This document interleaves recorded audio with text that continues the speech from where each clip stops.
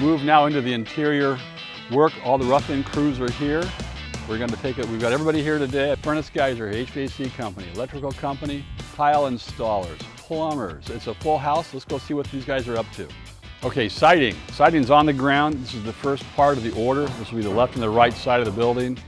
We're going to use a 12-inch horizontal siding. It's a smooth finish. You can see now the house has been wrapped with one of the vapor barriers. Over to that side, you'll see some pallets of exterior stone.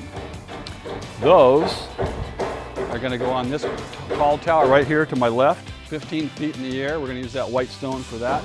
The entry doors are on order. It's going to be a few more weeks for those.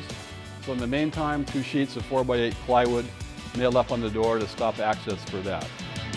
Inside the back mudroom right now, you'll see now we have electrical boxes throughout the house. We've spent about a day with the electricians walking through to make sure our outlets were in the right location.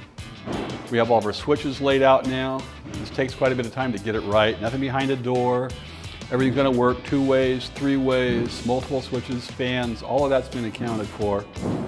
One of the blueprints, this has the electrical design on it. The guys are following this. As an added little benefit, I have laid out the main floor here. The little blue and green dots show everybody clearly where the cans, the recessed cans, were supposed to go. There's some orange dots on here for sconce lighting. We've got these little marks out here. This is for garage lighting. So all of this is they're following this now as to where the locations of the lighting is going to go. So we take a look at the ceiling up here. As an example, you can see down the back mud hallway, we have three 6-inch cans in line.